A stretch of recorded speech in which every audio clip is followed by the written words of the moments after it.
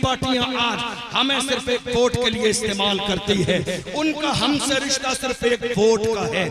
लेकिन जब रसूलुल्लाह की अज़मत की बात आती है तो कहते नहीं हम खुल के नहीं बोल सकते, क्योंकि हमें उनका भी वोट चाहिए, हमें उनका भी वोट चाहिए, हमें उनका भी वोट चाहिए। मैं कहता हूँ नादान, ऐ मेरी कौम के नादान लोगों, तुम्हें ये खेल समझ में नहीं आया?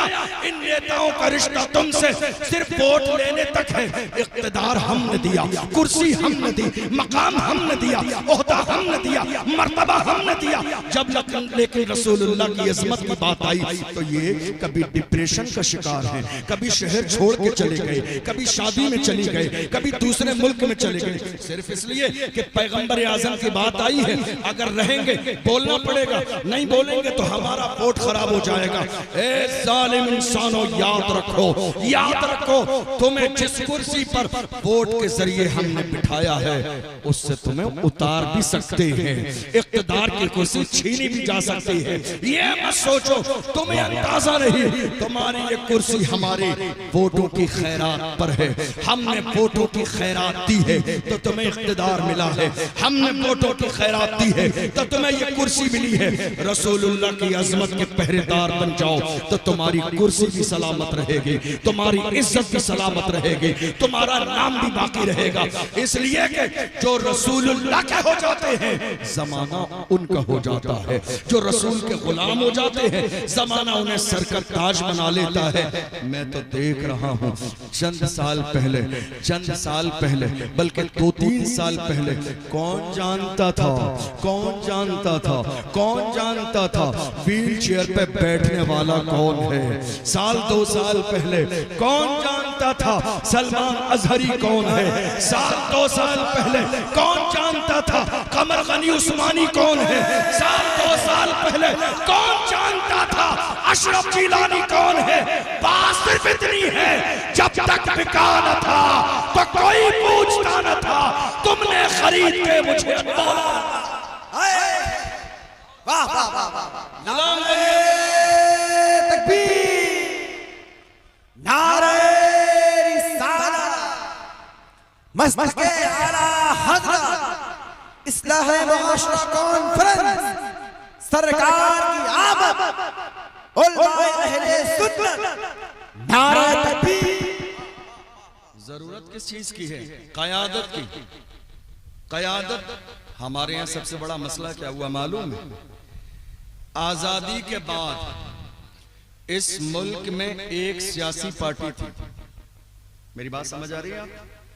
मैं इसी तरह की तकरीर करता हूँ। आप मुझसे कहेंगे किस्से कहानियां सुना दूं, जोक सुना दूं, मेरे को नहीं आता।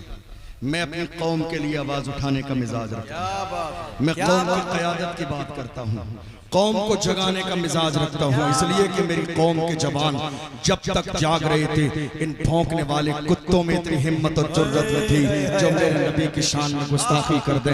जब से मेरी कौम के जवान दुनिया के शराब और नशे और शबाब और जुए और सट्टे में लग गए हैं, तब से भौंकने वाले कुत्ते लगातार मेरे रसूल की अजमत पर भौंक रहे हैं। अब दौर आ गया है, जवानों को शराब और शबाब को ठोकर मारनी पड़ेगी और मैदान में आना पड़ेगा। जवान आओ मिलकर अहद करो, शराब और शबाब को ठोकर मार दो और जमाने से कहो अपना सब कुछ गुंबद खजरा कल भी था और आज भी है, मेरे नबी से मेरा रिश्ता कल भी था और आज भी है।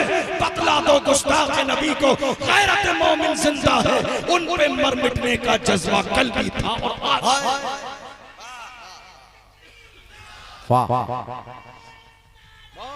बहुत अच्छा पैगाम मोहम्मद के नाम। अल्लाह के रसूल सल्लल्लाहु अलैहि वसल्लम का फरमान हमारी निगाहों के सामने है। हुजूर का फरमान हमारी निगाहों के सामने पढ़ लीजिए। इस कौम को हुजूर ने फरमाया, मुस्नद अहमद बिन हम्बल की हदीस है, हुजूर ने फरमाया मन अस्बह वलम यहतम बि उमूरिल मुस्लिमीन फलैसा मिन्ना। जिसने एक सुबह भी इस हाल में की कि उसे कौम की फिक्र न हो, वो हम में से नहीं। आप चैन से रोटी खा रहे हैं, चैन से पानी पी रहे हैं, एयर कंडीशन रूम में सो रहे हैं, तुम्हें अंदाजा भी है कितनी मस्जिदें तोड़ दी गई, अंदाजा भी है कितने मदरसों पे ताले लगा दिए गए, तुम्हें अंदाजा भी है हजरत उस्मान गनी का शहजादा लखते जिगर नूरे नजर मुहाफिज़े नामूस रिसालत हजरत मौलाना कमर गनी उस्मानी साहब तकरीबन 3 साल से जेल में है। अंदाजा आपको, मुहाफिज़े नामूस रिसालत कमर गनी उस्मानी साहब 3 साल का जमाना तकरीबन गुजर गया जेल में। हमारी कौम को शायद उनका नाम भी याद ना हो आज की तारीख में। कहाँ हो मुसलमानों, कुछ तो सोचो उम्मत के लिए, कुछ तो सोचो मिल्लत के लिए, कुछ तो आपके सीने में दर्द होना चाहिए। बहैसियत मुसलमान हमारी जिम्मेदारी क्या है? बहैसियत मुसलमान हमें क्या करना चाहिए? हम शोर शराबे वाली जिंदगी गुजार रहे हैं, लेकिन अपनी जिम्मेदारियों को हमने नजरअंदाज कर दिया है। नहीं मेरे अजीजों, अब ये जागने का वक्त है, अब ये हिम्मत और जुर्रत का वक्त है, अब ये रसूलुल्लाह की नामूस के लिए खड़े होने का वक्त है। ये जो मुहाफिजीन नामूस रिसालत है उनके सपोर्ट का वक्त है। इसलिए कि कोई नहीं बोल रहा है, जो चंद बोल रहे हैं, अगर उनकी भी आवाज दबा दी गई तो हालात और ज्यादा बुरे हो जाएंगे। मुझसे तो लोग आजकल मुल्क के कोने कोने पे जब मैं तकरीर करने जाता हूँ, लोग मुझसे कहते हैं हजरत आप आजकल बहुत ज्यादा खुल के बोल रहे हैं, दिक्कत आ जाएगी आपके लिए। खुल के बोल रहे हैं, क्या बात है? खुल के बोल रहे हैं, क्या बात है? डरते नहीं है आप, दबते नहीं है आप, खौफ नहीं है आपको किसी बात का? ऐसा लगता है आपका बैकग्राउंड बहुत मजबूत है, इतना खुल के बोलते हैं। मैं ऐसे लोगों से कहता हूँ मेरा बैकग्राउंड इतना मजबूत है ना, बता दूंगा तो कलेजा दहल जाएगा आपका। बैकग्राउंड की बात करते हो, खुल के बोल रहे हैं, दबते नहीं है। अरे क्या दबे जिसमें हिमायत कहो पंजा तेरा, क्या दबे जिसमें हिमायत कहो पंजा तेरा, शेर को खतरे में लाता नहीं कुत्ता तेरा। क्या दबे जिसमें हिमायत कहो पंजा तेरा, शेर को खतरे में लाता नहीं कुत्ता तेरा। बोलने का मिजाज पैदा कीजिए। मैं बोल रहा हूं इसलिए कि मैं जिंदा हूं, मैं बोल रहा हूं इसलिए कि मेरा ज़मीर जिंदा है, मैं बोल रहा हूं इसलिए कि मेरी फिक्र जिंदा है, मैं बोल रहा हूं इसलिए कि मेरा रसूल जिंदा है। और सिर्फ मैं नहीं कह रहा हूं, बरेली के इमाम ने कसम खा के कहा, तू जिंदा है वल्लाह, तू जिंदा है वल्लाह, मेरे चश्मे आलम से छुप जाए। आज जरूरत इस बात की है कौम जाग जाए। इस मुल्क की आजादी के लिए मैं अर्ज कर रहा था, अल्लाह महफज़ खैराबादी तन्हा नहीं थे, और इसी पर बात आई थी, सपोर्ट करने का मिजाज बनाइए, तोड़ना नहीं है, कमी नहीं निकालनी है। मैं इंसान हूं, खामियां मेरी जात में हजारों हैं, आप भी इंसान है, खामियां आपकी जात में भी हजारों हैं। मौलाए कायनात का एक फरमान सुन के याद करके जाइए। इस रिश्ते को जोड़े रखने के लिए हजरत मौलाए कायनात ने फरमाया, बेऐब बंदा तलाश करोगे तो तन्हा रह जाओगे, बेऐब बंदा तलाश करोगे तो तन्हा रह जाओगे। बंदा कोई बेऐब नहीं है, बंदा अगर है तो उसकी जात में ऐब भी है, कमी भी है, खूबी भी है, नक्स भी है, कमाल भी है। किसी को कबूल करो तो ऐबो हुनर के साथ। आज हम छोटी छोटी गलती और खामियों की बुनियाद पर बड़ा बड़ा मिशन छोड़ देते हैं, बड़ा बड़ा मिशन जो है गलत तरीके से खराब कर देते हैं। नहीं मेरे अजीजों, आज जरूरत इत्तेहाद की है, आज जरूरत एकता की है, आज जरूरत मोहब्बत की है, आज जरूरत एजुकेशन की है, आज जरूरत एक आवाज उठाने की है। जब तक मोहम्मद अरबी के गुलामों की आवाज एक थी, हालात ये नहीं थे। जब से हमारे अंदाज अलग हो गए, आवाजें अलग हो गई, लहजे अलग हो गए, बातें अलग हो गई। देख लीजिए मुल्क के कोने कोने में मॉब लिंचिंग जारी है। कितने जवान शहीद कर दिए गए, कितने जवान मार दिए गए, कितने जवानों के साथ बाज़ाब्ता जुल्म और ज़्यादती हो गई। किस किस के नाम पर? कभी गोकशी के नाम पर, कभी किसी के नाम पर, कभी पानी पीने के नाम पर, कभी मंदिर में जाने के नाम पर। कितने जवानों के साथ मॉब लिंचिंग हो गई। याद नहीं तबरेज अंसारी के साथ क्या हुआ? याद नहीं जेल में हाफिज कुरान हाफिज जुनैद जो तरावी पढ़ा के वापस आ रहा था, क्या हुआ उसके साथ? याद नहीं हमीद के साथ क्या हुआ? याद नहीं जम्मू कश्मीर में एक 8 साल की बच्ची आसिफा के साथ क्या हुआ? याद नहीं दिल्ली की सड़कों से नजीब गायब हो गया? याद नहीं ये चूड़ी कर जो आज मारा गया हमारी निगाहों के सामने है? ये मुल्क में हो रहा है। हम जागेंगे नहीं, हम समझेंगे नहीं, हम संजीदा नहीं होंगे, हालात कभी बेहतर नहीं होंगे। हालात को बेहतर करने के लिए एक ज़मीर जिंदा दिल जो इंसान होता है उसको जागना भी पड़ता है और अपनी जिम्मेदारी को कबूल करना पड़ता है। और याद रखिए मैंने जो लफ्ज बोला लीडरशिप, क़यादत, समझ के जाइएगा इस बात को। लीडरशिप का कोई कोर्स और डिप्लोमा नहीं होता है। हालांकि हमारे यहाँ डिप्लोमा वालों की भी कमी नहीं है। क्या बात, क्या कोर्स नहीं होता है उसका कोई। हाँ कई बार देखा गया ना आला हजरत के शेरों के मुकाबले में डिप्लोमा वाले लोग भी आ जाते हैं। ये बड़ा अफसोसनाक सूरत हाल है, अलमिया है इस बात का। लीडर का कोई डिप्लोमा नहीं होता, कोई पढ़ाई नहीं होती है, कोई कोर्स नहीं होता। ये एक सलाहियत, क्वालिटी है जो अल्लाह किसी किसी बंदे में डाल देता है। और अगर हमारे दरमियान कोई एक ऐसा बंदा है कि जिसके अंदर लीडरशिप की सलाहियत है, लीडरशिप की सलाहियत किसे कहते हैं मालूम है? जिसके अंदर झुकाव भी हो, जिसके अंदर आजिजी हो, जिसके अंदर सुनने की सलाहियत हो, जिसके अंदर प्यार से डील करने की सलाहियत हो, जो बुरा न मानता हो, जिसे गुस्सा न आता हो, जिसके अंदर बात करने की सलाहियत हो, जिसके सीने में किसी का डर न हो अल्लाह के अलावा, जो अपनी कौम के लिए मुखलिस और कौम को जोड़े रखने वाला हो। ये तमाम तर क्वालिटी अगर किसी के अंदर है तो ये मत देखिए जात कौन सी है, ये मत देखिए रंग कैसा है, ये मत देखिए अमीरो गरीब है, कौम का कायद मान लीजिए। इसलिए कि जिस कौम के पास कायद न हो उनकी आवाज कोई सुनता नहीं है। जिस कौम का कोई रहनुमा न हो उनकी आवाज कहीं तक नहीं पहुंचती है। जिस कौम का कोई लीडर न हो उसकी आवाज कभी ना पार्लियामेंट तक पहुंचती है, न सुप्रीम कोर्ट और हाई कोर्ट तक पहुंचती है। जिनके पास कोई लीडर न हो, क्या किया हमने, क्या किया? हाल ये था अलविदा जुमे के मौके पर दिल्ली की सरजमीन पर हमारे चंद लोग भीड़ की वजह से रोड पर सजदा करने लगे। 5 मिनट की नमाज पढ़ने के लिए क्या लातें नहीं मारी गई, क्या पैर नहीं मारे गए, क्या सजदे में ठोकर नहीं मारी गई? जिस रास्ते को हफ्ते पर बिजी रखा जाए, जो रातें 10 दिन बंद रहे, कावड़ यात्रा के नाम पर महीनों के एतबार से मुल्क के कोने कोने पे लोग निकलते रहे, रोड जाम रहे, वहां 2 रकात सजदे की इजाजत नहीं है। बात सिर्फ इतनी है, लीडरशिप कमजोर है, क़यादत कमजोर है। अगर क़यादत मजबूत होती तो हमारा भी कोई होता, कौम के लिए आवाज उठाने वाला हमारा भी कोई होता, सलाहुद्दीन अय्यूबी के लिए अड़ जाने वाला हमारा भी कोई होता, मोहम्मद बिन कासिम की तरह सिंधो हिंद पर इस्लाम का झंडा लहराता। जरूरत है इस बात की। हमारी कौम का अलमिया है ये।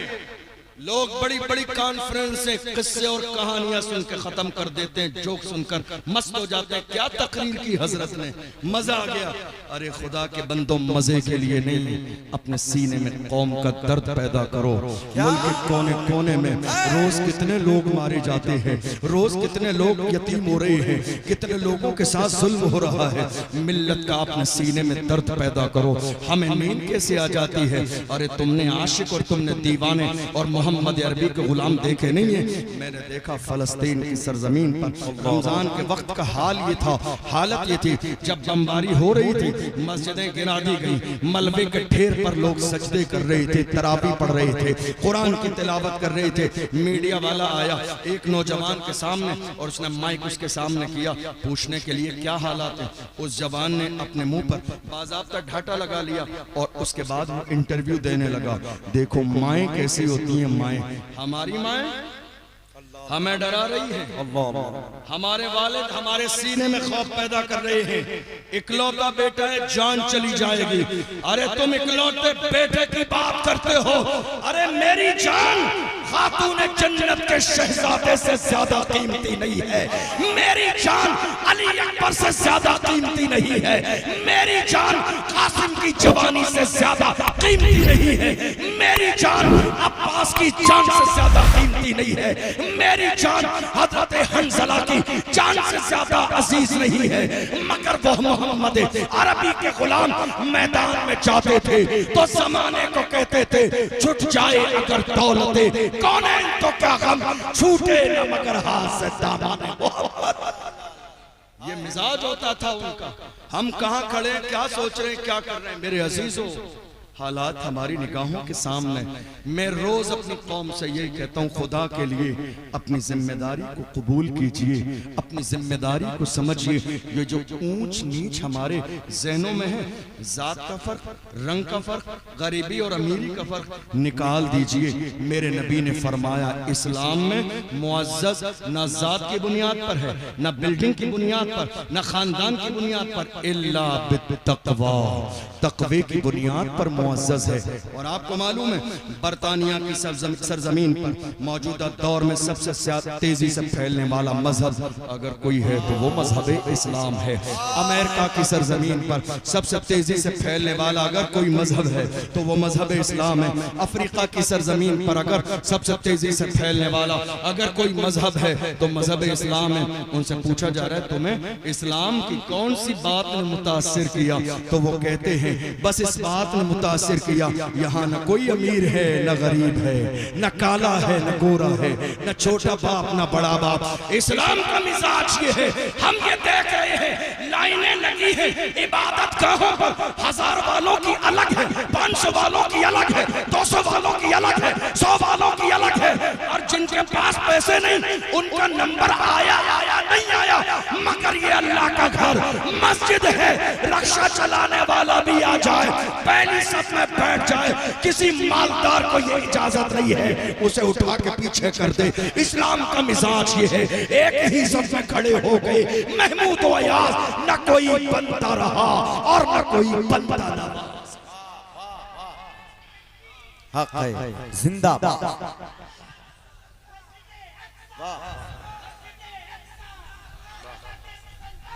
जिंदाबाद जिंदाबाद जिंदाबाद। मैं अर्ज कर रहा था, रमजान के महीने में जब वक्फ बोर्ड का मसला आया, हमारी कौम सो रही थी, कुछ लोग उठे, दिल्ली के जंतर मंतर पर पहुंचे और उन्होंने मुल्क के कानून के दायरे में रहकर अपनी आवाज उठाई। मैंने बात यहीं से शुरू की थी, शायद आपके जहन में ना हो। अब हालत ये हुई कि एक शख्स मैदान में फिर वही आया जिसने कई बार मेरे नबी की शान में गुस्ताखी की, लेकिन हुआ कुछ नहीं। न जाने उस पर इतनी शफकतें और मेहरबानियां क्यों हैं, न जाने इतनी तवज्जो क्यों है, न जाने इतना दरगुजर क्यों किया जा रहा है। फिर वही शख्स आया मैदान में, और जुमला सुन लीजिए, जाके सर्च कीजिएगा, मीडिया पर मिल जाएगा आपको, सोशल मीडिया पर। उसने कहा, देखो ये मुसलमान रोड पर आ गए, मुल्क का कानून बना, कानून की मुखालिफत करते हैं। अरे बेवकूफ इंसान, तुझे अंदाजा नहीं, हम जमहूरी मुल्क में रहते हैं। एहतिजाज ये हमारा आईनी हक है, एहतिजाज ये हमारा कानूनी हक है, प्रोटेस्ट करना ये हमारा कानूनी हक है, और इस हक से हमें किसी का बाप भी नहीं रोक सकता है। ये कानून हमारा मुल्क का है और इस कानून ने हमें ये इजाजत दी है। उसी कानून के दायरे में रहते हुए मुसलमान जब बाहर आए तो उस शख्स ने निकल के कहा, अगर मुझे मोहलत मिल जाए तो मैं सिर्फ हिंदुस्तान से नहीं, पूरी दुनिया से इस्लाम को खत्म कर दूं। ये जुमला मौजूद है, आप जाके सर्च कीजिएगा। जब मैंने ये जुमला सुना तो जरा जहन दौड़ाइए, मुझे ख्याल आया कि जब इस्लाम की सबसे पहला मौका जो गज़बा हुआ था बद्र, अबू जहल निकला। पढ़िए सीरत ज़ियाउन नबी अल्लामा पीर करम शाह ज़ारी की तफसील से लिखा उन्होंने। हालत ये थी, अबू जहल 1000 लोगों को लेके निकला, शराब के मटके साथ में हैं, ज़िबा करने के लिए ऊंट साथ में हैं, मुजरा करने वाली औरतें साथ में, नाचने गाने वाली। मेरी कौम के गैरतमंद जवानों सुन के जाइएगा, ये मुजरा किसी दौर में रसूलुल्लाह के सहाबा ने न किया है न सुना है। किसी भी जमाने में ये नाच गाने ढोल बाजे डीजे मोहम्मद अरबी के गुलामों के यहाँ नहीं रहे, ये इस्लाम के दुश्मनों ने हमेशा इस्तेमाल किए हैं। लोगों ने कहा, अबू जहल से इतने ज्यादा ऊंट, ये नाचने वाली औरतें, शराब के मटके, जंग में क्या होगा इन सारी चीजों का?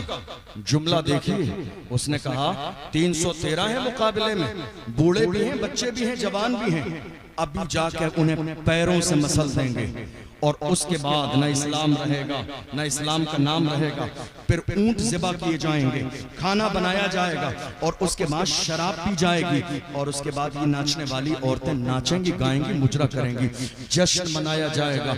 इस्लाम के खत्म हो जाने पर वो आया, आने के बाद में दुनिया ने देखा दो छोटे छोटे बच्चों के हाथों से अबू जहल जलील हुआ, रुसवा हुआ और उन दो छोटे छोटे बच्चों के हाथों से वासिले जहन्नम हुआ।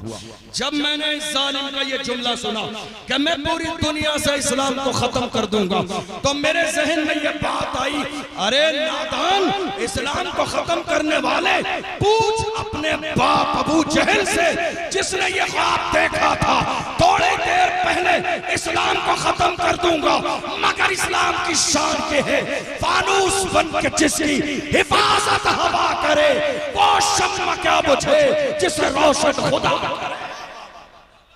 इस्लाम की फितरत में कुदरत ने लचक दी है, तुम जितना दबाओगे उतना ही वो उभरेगा। इस्लाम को दबाने की हर जमाने में कोशिश की गई, मगर हालत ये है, इस्लाम था, इस्लाम है, इस्लाम रहेगा। अब हालत ये हुई, मैं अर्ज कर रहा था, मैंने कई पॉइंट बीच में छोड़े बात जोड़ने के लिए। मैं अर्ज कर रहा था, इस मुल्क की आजादी के बाद एक पार्टी थी हमारे यहाँ, सबने उसी का दामन थाम लिया।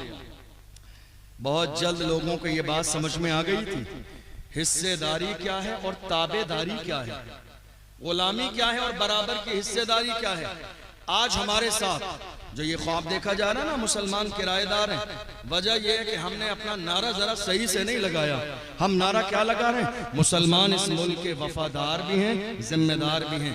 एक सेंटेंस छूट गया आपसे, अब नारा लगाइए, वफादार भी हैं, जिम्मेदार भी हैं और बराबर के हिस्सेदार भी हैं।